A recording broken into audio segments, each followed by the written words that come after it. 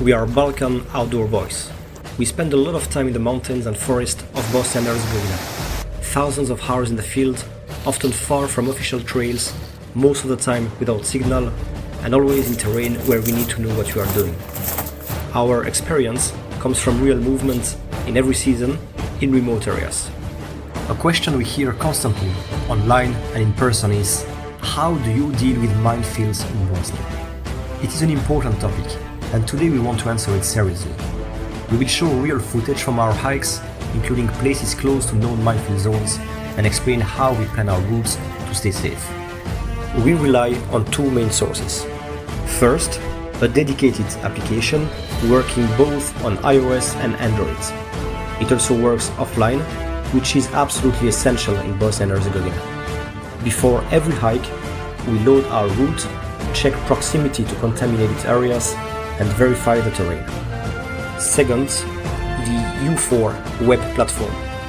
It provides detailed and regularly updated mine contamination maps. We analyze the area beforehand, trace our movement lines, and bring offline map copies with us. Now we will discuss three of the most interesting cases we have come across near the former front lines. Let us begin. Our first case is situated in this area, a few kilometers away from the city of Kljuć. The first time the three of us came here, years ago, we did a 20 kilometers hike. We had done zero preparation, so we were not even aware of the nearby minefields.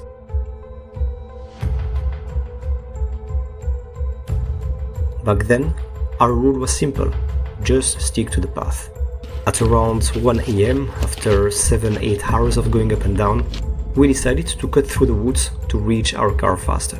Only years later, when we checked the maps again, did we realize we had barely been a few meters to a suspected minefield without being aware of it. And this is just 200 meters from a popular local tourist spot. There were no signs. Most people stay on the trail, but there will always be someone who steps off it. That is why reliable marking matters. But it also shows why you should never depend on signs alone. The safest approach is always the same. Analyze the maps before you set foot on the terrain. Our second case took place at a former observation post right on the boundary between the two entities of the country.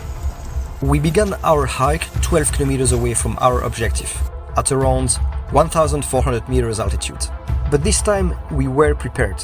We knew that the only minefields were around the destination, and that as long as we stayed on the market path, we would remain safe. As we were going up, the temperature dropped and snow began to fall.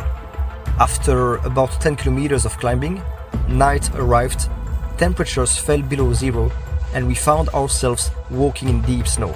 Only 500 meters from the observation post, exhausted and almost at shelter, we had to make a tough decision: turn back immediately. Indeed, the snow was too deep to be sure we were still on the path, and stepping even slightly of it meant entering a known, systematic survey suspect area. Instead of reaching warmth and food, we decided to walk the full 10 kilometers back to the cars immediately without stopping. Let us now discuss our last case. Veliki Šator is a very common touristic area for all those who enjoy iconic panoramic views. Most people come by car from the north, so we decided to come by feet from the south. Just like in the previous case, we were prepared. We had learned the map before setting feet on the ground, we had offline copies on our phones, but also paper versions and two hiking GPS with us. We left our cars right here. As we came from the south, we drove through these two minefields, this one and this one. But at the place we chose to leave our cars, there were no issue, and the view was actually fantastic.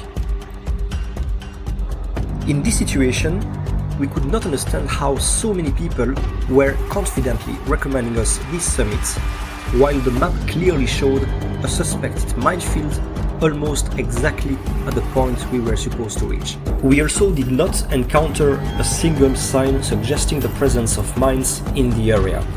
Yet, on the ground, there was a clear, well-used path, and we stayed on it the entire time.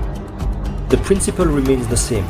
Stay on clearly marked paths or on macadam roads whenever possible, and you will stay safe. It is true that mines can shift over time, but a road, even a rough macadam one, remains the safest option. Mines do not simply rise from under the soil and appear on top of a hardened surface. In any case, always check the maps beforehand, and if you are unsure, consult professionals or simply call someone with more experience than you.